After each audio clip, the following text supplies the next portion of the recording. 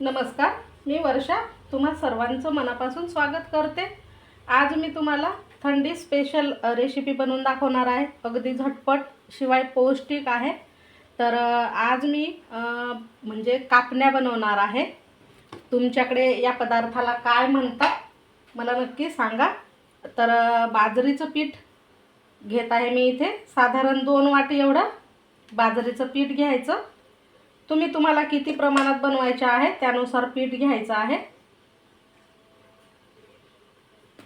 मी इथे 2 वाटी एवढं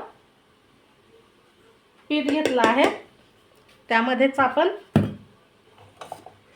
अर्धा वाटी गव्हाचं पीठ टाकायचं। म्हणजे 2 वाटी बाजरीच्या पिठाला अर्धा वाटी गव्हाचं पीठ घ्यायचं आहे। यामध्ये थोडंसं म्हणजे नावालाच 1 चिमूट एवढं मीठ टाकायचं। त्याने चव छान वाढते याची। नाही टाकलं तरी चालेल कारण आपण गुळाचा वापर करणार आहोत, तर मीठ नाही टाकलं तरी देखील चालतं। आता यात टाकते मी पांढरे तीळ, साधारण 1 चम्मच। हे दिसायला खूप छान दिसतात यामध्ये आणि खायला सुद्धा अप्रतिम लागतात। आता आपण हा जो बारीक केलेला गूळ आहे तो मेल्ट करून घेणार आहोत पाणी टाकून। तर मी इथे 2 वाटी पिठासाठी साधारण 1.25 वाटी एवढा गूळ घेतला आहे। हा गूळ आपल्याला बारीक करून घ्यायचा, म्हणजे किसून देखील घेतला तरी चालेल, लवकर विरघळेल पाण्यामध्ये। किंवा असे खडे मी घेतले, तसे खडे घेतले तरी देखील चालतं। आता यात ना फक्त हा गूळ भिजला पाहिजे। बघा, पाणी एवढं घेतलं आहे मी की हा गूळ फक्त भिजला पाहिजे। हा गॅसवर ठेवून आपल्याला फक्त गूळ वितळवून घ्यायचा आहे। तर इथे हा गूळ जो आहे तो आपण पाण्यामध्ये असं मेल्ट करून घेतला आहे आणि याला आता थंड करून घ्यायचं आहे आपल्याला। म्हणजे हे जे पाणी आहे ते गरम गरम न टाकता थोडंसं आपण थंड करून घेऊ, नंतर याने पीठ मळून घ्यायचं। तर आता हे पाणी थोडंसं थंड झालेलं आहे, म्हणजे कोमट झालंय बघा। आता आपण काय करणार आहोत, हे पाणी ना थोडं थोडं करून या बाजरीच्या ज्या पिठामध्ये टाकून पीठ मळून घेणार आहोत। पाणी चाळून टाका कारण आपण यामध्ये गूळ घेतला आहे, तर गुळामध्ये कसं थोडंसं घाण वगैरे असते, त्यामुळे नक्की चाळून घ्या। आणि सुरुवातीला हे चम्मचने मिक्स करा, म्हणजे हाताला चटका लागणार नाही। तसं आपण हे थोडंसं कोमट करूनच घेतलेलं आहे, पण आधी चम्मचने मिक्स करा आणि नंतर मग हाताने पीठ भिजवायचं आहे। तर इथे पहा, हे पीठ मळून मी तयार केलेलं आहे। आपण जसं चपात्याला पीठ भिजवतो त्याच पद्धतीचं, म्हणजे तसंच पीठ भिजवायचं आहे आपल्याला। साधारण 1.25 वाटी एवढं पाणी लागलं हे पीठ भिजवण्यासाठी।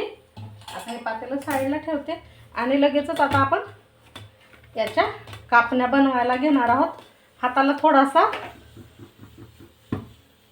तेल लावते, म्हणजे काय होईल, हे पीठ चिकटणार नाही। आणि आता याचा एक असा गोळा घ्यायचा,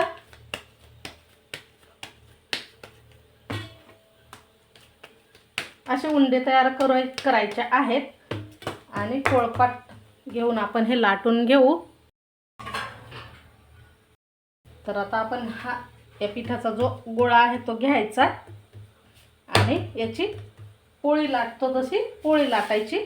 इकडे तेल सुद्धा गरम करायला ठेवलं आहे।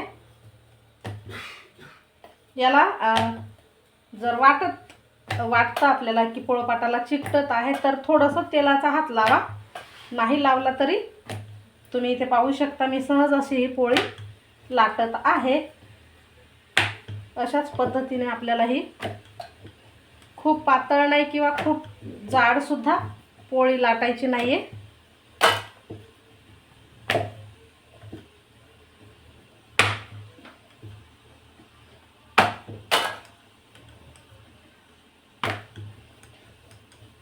खूप म्हणजे जर पातळ झाली नाही पोळी तर मग ह्या ज्या कापण्या आहेत त्या कडक होतील.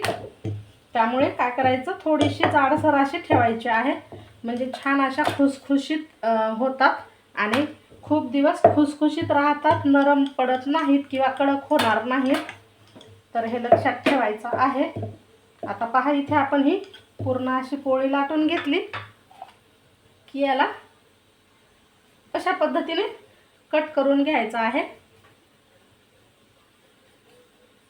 जसे आपण शंकरपाळी बनवतो त्याच पद्धतीने, फक्त शंकरपाळी छोटी छोटी करतो आपण, ह्या थोड्या मोठ्या आकारात कट करायच्या असतात कापण्या.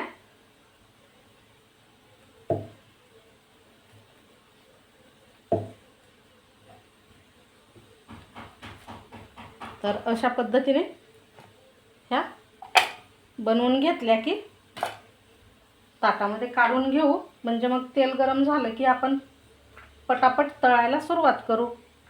आधी बनवून घेते आणि मग तळून घेते. तर खूप छान बघा, इथे तेल पीठ न लावता आपण ह्या तयार करून घेतल्या आहेत आणि अजिबात चिकटल्या नाही आहेत. आता ह्या संपूर्ण आधी बनवून घेते मी.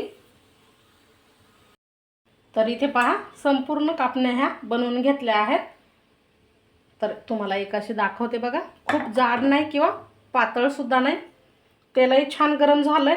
आता गॅस मध्यम आचेवर ठेवून आपल्याला ह्या कापण्या एक एक करून अशा सोडायच्या आहेत तेलामध्ये आणि छान अशा खमंग खुसखुशीत होईपर्यंत तळून घ्यायच्यात. खूप जास्त गरम तेलात न तळता अशा हलक्याशा गरम तेलामध्ये ह्या कापण्या तळून घ्यायच्या, कारण ह्याचा पटकन रंग बदलतो आणि काळ्या दिसायला लागतात. त्यामुळे मध्यम आचेवर तळून घ्यायच्या. मी इथे गुळाचा वापर केला आहे. तुम्ही गुळाऐवजी साखर देखील घेऊ शकता, पण आता कसं थंडीचं सीझन आहे त्यामुळे गुळ खायला पाहिजे. तर होता होस्तोवर शक्यतोवर गुळच वापरा. गुळाची चवसुद्धा अप्रतिम लागते आणि छान होतात ह्या, म्हणजे कलरसुद्धा याला मस्त येतो बघा. तर अशा ह्या चांगल्या अशा थोड्याशा डार्क सोनेरी रंग येईपर्यंत तळून घ्यायच्या आहेत. अशा ह्या अलटीपलटी करून तळायच्यात, म्हणजे सर्व बाजूने छान एकसारख्या तळल्या जातात.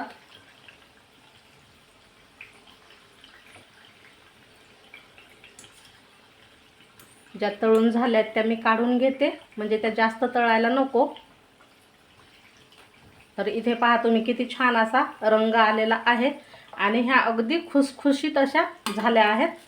आपण ह्या सुद्धा काढून घेऊ. याला फार सुद्धा तळायचं नाहीये आणि कमी सुद्धा तळायचं नाहीये. मस्त मध्यम आचेवरती खुसखुशीत झाल्या की काढून घ्यायच्यात. टिश्यूवर देखील तुम्ही काढून घेऊ शकता. आता अशाच पद्धतीने आपण ह्या बाकीच्या सुद्धा तळून घेणार आहोत. एका वेळेला फार न टाकता तेलात जेवढ्या मावतील आणि अशा मोकळ्या मोकळ्या आपल्याला तळता येतील अशा तळायच्या आहेत.